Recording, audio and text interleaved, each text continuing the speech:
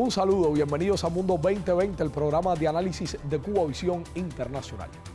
En abril de 1949, sus 12 fundadores, Estados Unidos, Canadá, Reino Unido, Francia y otras 8 naciones europeas, firmaron el Tratado del Atlántico Norte, comprometiéndose a protegerse mutuamente por medios políticos y militares.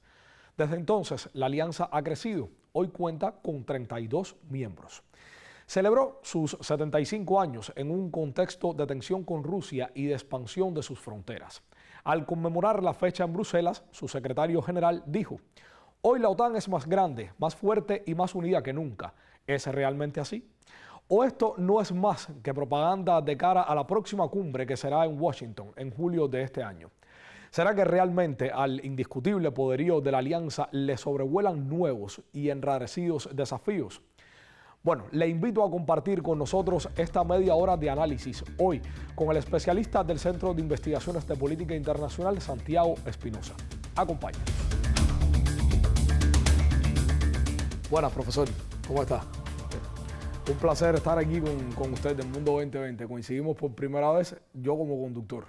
Ya habíamos tratado, bueno, el tema del narcotráfico anteriormente, pero no había estado yo, había estado mi colega Mejías conduciendo el programa, yo en el espacio de comentarios, pero ahora sí vamos a hablar de la OTAN y el aniversario 75 de esta organización. Las más recientes acciones o decisiones de la OTAN, profesora, 75 años de su surgimiento, nos colocan a los analistas de izquierda, por supuesto, frente a la evidencia de su poderío, pero sobre todo frente a la incalculable amenaza que representa para el mundo una entidad militar supuestamente destinada, y cito, a garantizar la defensa colectiva de sus miembros. Podemos citar algunos ejemplos en ese sentido que estuve revisando en mis lecturas sobre el tema y en las noticias a las que me acercaba, ¿no? Por ejemplo, el despliegue de una brigada alemana permanente en Lituania, el mayor despliegue militar exterior de Berlín. También aparecían informaciones sobre una nueva advertencia de la OTAN de que Rusia es una amenaza crónica para el mundo. La isla de Menorca, que se convierte en base naval de la flota de la OTAN. El secretario de Estado estadounidense Antony Blinken afirmó que Ucrania será miembro de la OTAN. La mayor base de la OTAN en Europa en términos de superficie se está construyendo actualmente en Rumanía. Estos son algunos títulos, algunos titulares que rondan en los diferentes medios alrededor del orbe, pero concretamente, profesor, mientras ocurren en el mundo 2 guerras y un sinnúmero de conflictos regionales, ¿la OTAN está ahí para qué? ¿Para atizar o para aplacar los fuegos? ¿Qué cree usted? Buenos días, Richard. Para mí siempre es un placer participar en un programa televisivo tan instructivo y tratar un tema tan actual como es el tema que alrededor de cómo funciona la OTAN. La respuesta corta a la pregunta es que sí.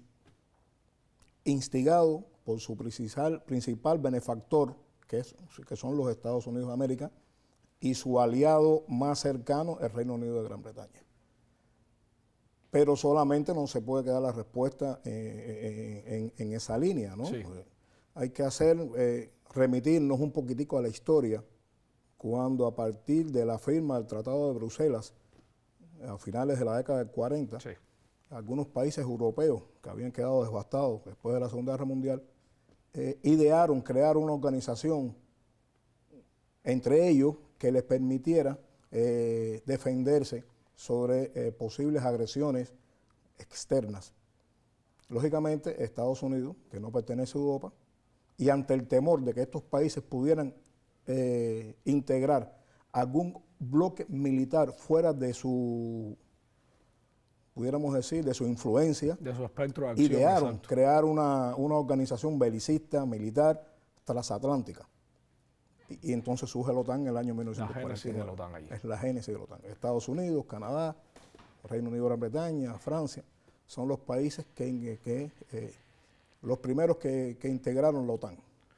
La OTAN desde su inicio siempre fue una organización belicista, guerrerista, a pesar de que en sus elementos formativos, fundacionales, ellos establecían que estaba para garantizar la seguridad en Europa.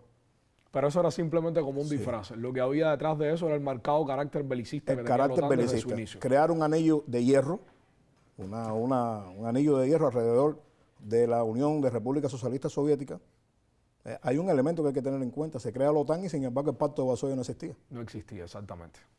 Crean un anillo de hierro alrededor de la Unión Soviética porque ya desde la etapa fundacional veían a la Unión de Repúblicas Socialistas Soviéticas como el enemigo que había que contener. Entonces, aparentemente, estaba sobre las bases de aplacar los fuegos, pero lo que ha demostrado la historia, que desde sus inicios la OTAN atiza los conflictos de alguna manera alrededor Siempre ha del sido mundo. así. Primero se establecieron muchas doctrinas: contención al comunismo, destrucción mutua asegurada, guerra de las galaxias. Siempre todo gira a partir del gigante eslavo. Fundamentalmente estoy hablando de Rusia, ¿no? Sí. Que conformaban además la Unión de República Soviética, de República Socialista Soviética, la conformaban otros países también. Pero el objetivo fundamental era el oso ruso. Ahora, Santiago, en la reciente celebración del aniversario, el secretario general de la OTAN, Jens Stoltenberg, dijo, al principio teníamos 12 miembros, hoy somos 32. Así que algo debemos estar haciendo bien, dice el secretario. Ayudamos a extender la paz, la democracia y la prosperidad por toda Europa. Bueno, ¿cuántas conflagraciones ha habido en Europa después de la Segunda Guerra Mundial? ¿Y qué es lo que han hecho bien en el criterio de Jens? Bueno, después de la Segunda Guerra Mundial, la OTAN se ha visto enfrascada en disímiles enfrentamientos militares. No solamente en Europa, la OTAN se ha visto inmiscuida en conflictos en el Medio Oriente, en el bombardeo a Irán, a Irak, en el bombardeo a Libia, en las acciones militares que se desarrollaron en Somalia, en Liberia. Siempre es la OTAN. No por mencionar las guerras de Bosnia y Herzegovina, el bombardeo violatorio del acuerdo de Helsinki en el año 99 de Yugoslavia, que cambió el espacio, pudiéramos decir, geográfico de Europa, porque se desmembra la República Federativa de Yugoslavia y se establecen 6 repúblicas más. Hay un elemento también que hay que tener en cuenta, que está muy vinculado con la primera pregunta, es que se lanzaron una cantidad de bombas con uranio radioactivo que todavía han dejado secuelas entre la población de los Balcanes. Una acción guerrerista, agresiva, criminal, artera. Esas son las características que tiene la OTAN. Por otra parte, ¿qué han hecho bien? Bueno, lo que han hecho bien también está vinculado con la primera pregunta, sí, es atizar los conflictos. Si nosotros vemos a partir del acta fundacional del año 1997 que se firmó entre el presidente Vladimir Putin y los directivos de la OTAN en aquel momento, se quedó claro que no se iba a aceptar que la OTAN se expandiera hacia el este. Bueno, que han hecho bien, se extendió hacia el este. Precisamente lo Eso fue en el 97. En el 99 entraron a la OTAN Hungría, Polonia, República Checa, y así, y a partir de los años 2000, se fueron incorporando Moldavia, Lituania, Bulgaria, Europa del Este. Europa del Este completo, hasta el colofón de que se incorpore a esta organización belicista Finlandia y Suecia. ¿Cuál es el peligro de Finlandia? Finlandia tiene la frontera terrestre más grande que existe con el territorio ruso. O sea, el conflicto ucraniano, por un lado, que lógicamente Ucrania era uno de los países más grandes de la antigua Unión Soviética, después de Rusia, por supuesto. Finlandia, un país con el cual existía, entre Rusia y Finlandia, existía un tratado de paz y de cooperación, tratado que lógicamente con la entrada de Finlandia queda deshecho. Nulo. Exactamente, pues pareciera entonces que Stoltenberg se refería a ese objetivo fundacional implícito de la OTAN, que es definitivamente el que sí han cumplido muy bien. Afianzar ese carácter belicista con el que fue creada la OTAN. Ahora, desafíos de la organización. Una importante cadena de televisión en estos días mencionaba a Rusia y a China, por ejemplo. Otros medios con frecuencia, los propios representantes de la OTAN apuntan también a Corea del Norte, a Irán. Por ejemplo, a raíz de la respuesta de Irán a Israel, inmediatamente la OTAN condenó tal acción. Recordemos esto recientemente. Todo esto, por supuesto, en su lógica de pensamiento tiene sentido. Pero también se habla de Donald Trump como un nuevo desafío o una amenaza para la estabilidad de la organización. Vayamos por partes porque he tocado varios temas en este comentario, ¿no? Y empezamos. ¿Cómo calificaría usted la postura de la OTAN hacia estas naciones? Para poder entender esto de manera rápida, tenemos que remitirnos al encuentro que ocurrió en España, en Madrid, en el año 2022, donde la OTAN estableció un nuevo concepto estratégico. ¿Qué llama la atención en este encuentro? Un nuevo concepto estratégico que no se cambiaba desde el año 2010. A esta cita en España asistieron países asiáticos, sí. Japón, Filipinas, Surcorea y otros. Y es la primera vez en que se le da, pudiéramos decir, que se extralimita la participación de dirigentes de esos países asiáticos y de otros lugares en esta reunión en España. Este nuevo concepto estratégico demoniza a Rusia. Rusia es el enemigo, la amenaza, como ellos dicen, la amenaza más inminente y la directa. China, lógicamente, y así está establecido en los documentos rectores, documentos estratégicos de las Fuerzas Armadas de los Estados Unidos, es el enemigo más importante que existe en estos momentos a lo que ellos consideran las democracias occidentales. Y por otra parte están las potencias regionales que de una manera u otra tienen colaboración de defensa con estos dos países, en este caso serían Irán, Corea del Norte, en menor medida la India. Todas estas cosas crean un clima, pudiéramos decir, geopolítico complejo. Usted comenta esto y me parece que estamos escuchando las líneas de política exterior estadounidense. Sí. Ajá. Ahora acusan, por ejemplo, a Irán de suministrar, a Irán y a Corea, a Irán por una parte, de suministrar drones furtivos a la Fuerza Aérea Rusa y que se están utilizando de manera masiva en los conflictos en los territorios ucranianos. Proyectiles de artillería y misiles que envía Corea del Norte también para... Eso es una manera de, pudiéramos decir, darle un efecto globo al conflicto. Usted decía ahorita, son dos guerras y varios conflictos. Sin embargo, en estos momentos estamos a la puerta de un conflicto que puede desencadenar en acciones mayores, que es el conflicto que existe ahora, está en cierne entre la República Islámica de Irán e Israel. Perfectamente. Ahora, ¿en qué radica precisamente la peligrosidad de Donald Trump para la OTAN? Estábamos comentando sobre eso anteriormente, pero quisiera que de alguna manera lo dejáramos claro en su comentario. La llegada de Donald Trump, posiblemente a la Casa Blanca, nuevamente este año, ¿cómo pudiera eso tener un efecto en la OTAN? Todo parece indicar que Donald Trump va a asumir la presidencia otra vez. Pero no debemos olvidar que Trump es un hombre de negocio. Y la OTAN, porque hay algunas palabras, el jefe de la OTAN, el noruego Stoltenberg, ha dicho que si la OTAN en peligro, que puede desaparecer. La OTAN es necesaria para el proyecto hegemónico de los Estados Unidos. Y eso Donald Trump lo sabe. Eso Donald Trump lo sabe. Que Donald Trump está exigiendo que todos los países dediquen el 2% de su Producto Interno Bruto a las tareas de defensa, a los gastos militares, porque Estados Unidos asume el 3,5%. No debemos olvidar que cuando se fundó la OTAN, Estados Unidos dijo, yo voy a garantizar la seguridad el armamento y todas esas cosas. Pero Estados Unidos también tiene intereses nacionales que ellos necesitan. Ese 3,5% no está dedicado solamente a la OTAN. Eso es un negocio. La OTAN está enviando piezas de artillería, armamento a Ucrania y sin embargo los arsenales se van vaciando y ¿quiénes los van supliendo? Los Estados Unidos. Y no será Trump quien pierde ese negocio. Y Trump no va a perder ese negocio. Definitivamente. Bueno, estamos abundando ya sobre algunas de las líneas fundamentales de la OTAN. Vemos la OTAN en la actualidad y su papel, pero vamos ahora, le invito, ¿no?, a un espacio de comentario donde tal vez abundemos sobre la posición de la OTAN con respecto al conflicto en Ucrania y analicemos algunas aristas en este tema. Se lo propongo a usted y a los amigos televidentes y por supuesto después regresamos con muchísimo más en Mundo 2020.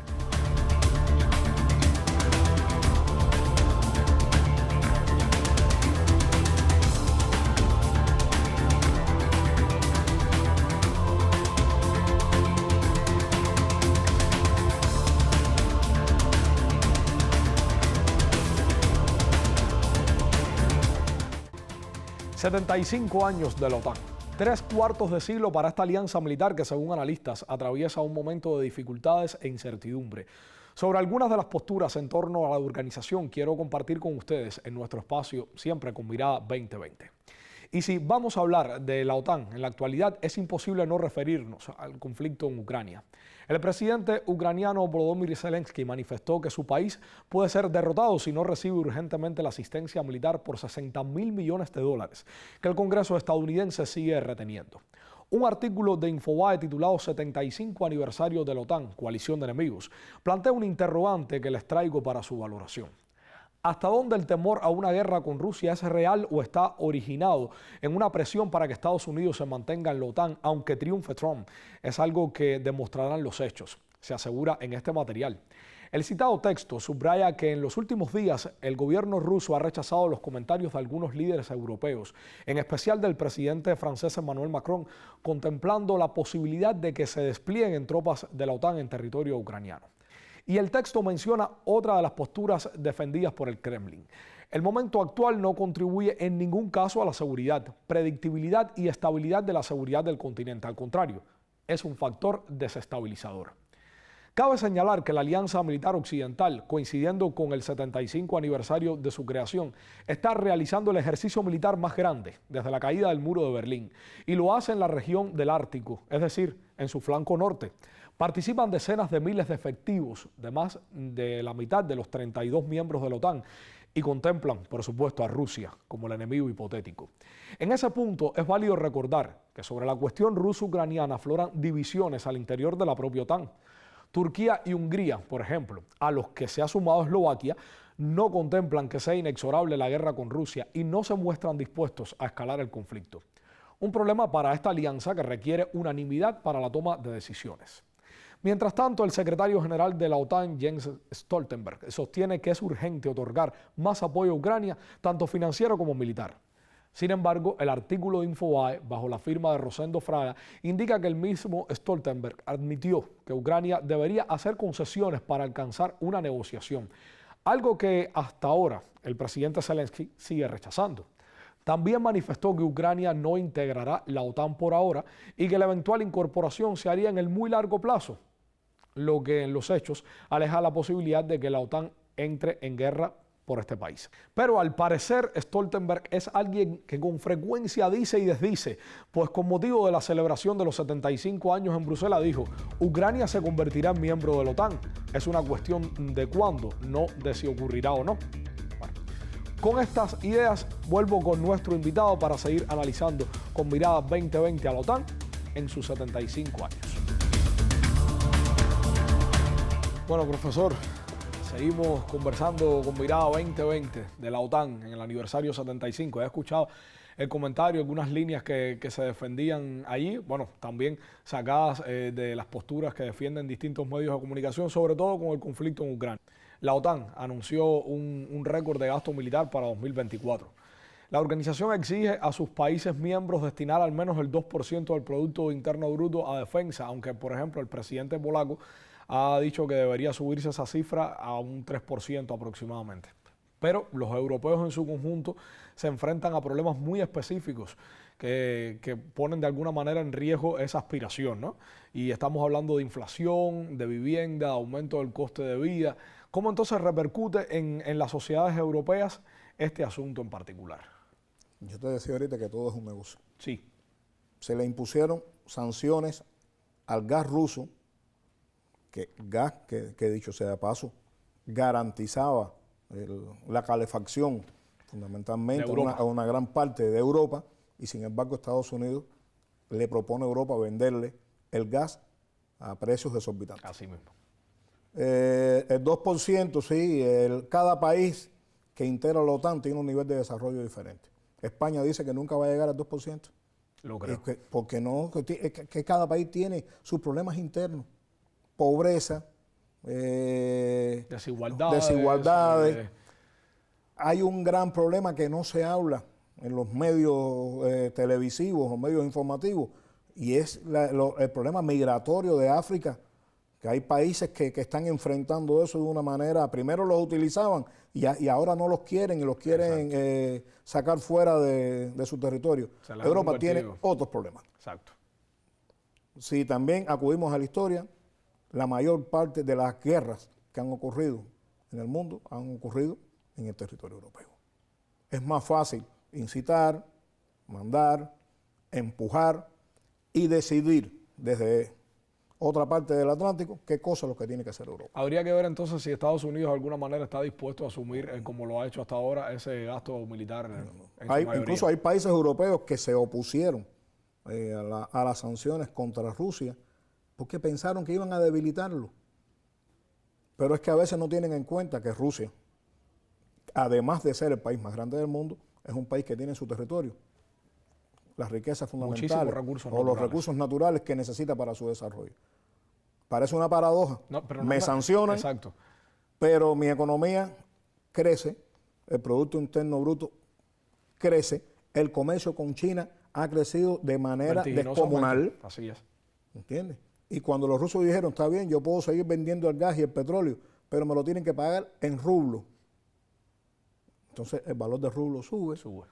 En detrimento de las monedas occidentales. Todas las cosas están en función de eso. ¿Qué parece? Que Estados Unidos, Europa, sigue siendo un peón del proyecto de dominación de los Estados Unidos. Bueno, ahora sí vamos a Ucrania, profesor. Porque Stoltenberg subrayó recientemente que Ucrania se convertirá en miembro de la OTAN. Es una cuestión de cuándo, no de si ocurrirá o no. Yo mencionaba este particular también en el comentario de alguna forma. No dejó dudas de que la ofensiva de la OTAN en Ucrania es parte de una guerra global de las potencias imperialistas. Ahora, la interrogante sería, ¿creen la posibilidad de que las potencias de la OTAN estén planeando una escalada masiva de la guerra antes de la cumbre de la OTAN, por ejemplo, que se realizará en julio en Washington? Bueno, primero quiero aclarar dos cosas. La OTAN está literalmente en guerra con Rusia. Diversos analistas lo niegan. Sí. El noruego que está al frente de la organización militar lo niega, pero sin embargo, lo que está sucediendo en estos momentos es que Ucrania pone los muertos y la OTAN los hechos van por otro lado completamente diferente. A nadie le conviene una guerra. En primer lugar, bueno, podemos decir, el conflicto, la guerra en Ucrania, no veo que se vaya a acabar de manera, pudiéramos decir, rápida. A nadie le conviene, a los occidentales no le conviene. A Rusia sí, pero a los occidentales no. O sea que en su opinión todavía va a haber una prolongación del conflicto. Lo que dice Macron, el presidente francés, del envío de tropas a la OTAN, de la OTAN a territorio ucraniano. Mencionábamos eso en el comentario también. Si eso sucede, entonces el conflicto se internacionaliza. Porque entonces sería la OTAN, o sea, que la conforman todos los países europeos, contra Rusia. Y Rusia ha advertido bien sobre eso. Rusia ha advertido bien. Habría que ver qué consecuencias se derivan entonces de eso. Están utilizando contra Rusia, se está desarrollando en estos momentos una guerra híbrida, utilizando todos los mecanismos de la guerra moderna. Sí. Y el último ejemplo fue el atentado terrorista a la ópera de Moscú, que realmente también esa es la forma de llevar la guerra hasta allí.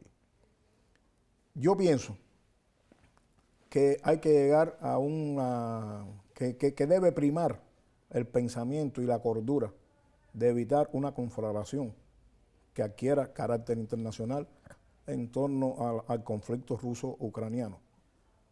Putin lo dejó bien claro cuando la reunión de Múnich en los años 90, que no iba a permitir jamás que la OTAN se extendiera sus tentáculos hacia el este.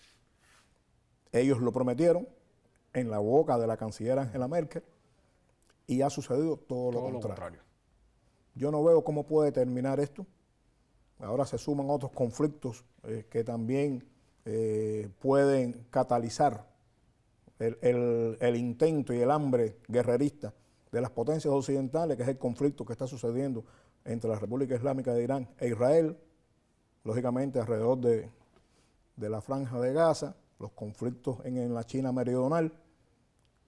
el papel que están realizando los rebeldes hutíes en el Mar Rojo con peligro para la navegación internacional, entre otras cosas. Bueno, y con esa visión entonces nos quedamos en Mundo 2020. Nos deja un tanto preocupados sobre el futuro y sobre por dónde pudieran ir los tiros en los próximos meses, pero por supuesto hay muchos elementos, como usted mencionaba, que hay que darle seguimiento de alguna forma. Y la llegada también de Donald Trump al despacho Oval nuevamente, pues también habría que analizarle, habría que ver cómo se relaciona también con el futuro de la OTAN y con el futuro del conflicto en Ucrania y la confrontación con Rusia. Bueno, muchísimas gracias, profesor, por estar nuevamente con nosotros en Mundo 2020, trayéndonos estas posturas para que nosotros, por supuesto, investiguemos, analicemos y nos acerquemos mucho más a los temas de política internacional que rondan en torno al orbe. Y a ustedes, amigos, manténganse en sintonía con nuestro programa justamente hasta el cierre, con Mirada 2020.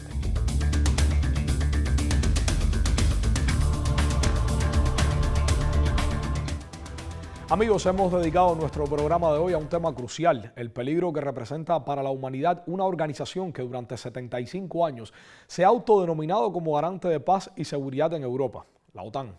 El Kremlin ha advertido que las relaciones entre Rusia y ese bloque se encuentran al borde de la confrontación directa, debido a la implicación de los países aliados en la guerra en Ucrania. ¿Quién lleva la razón?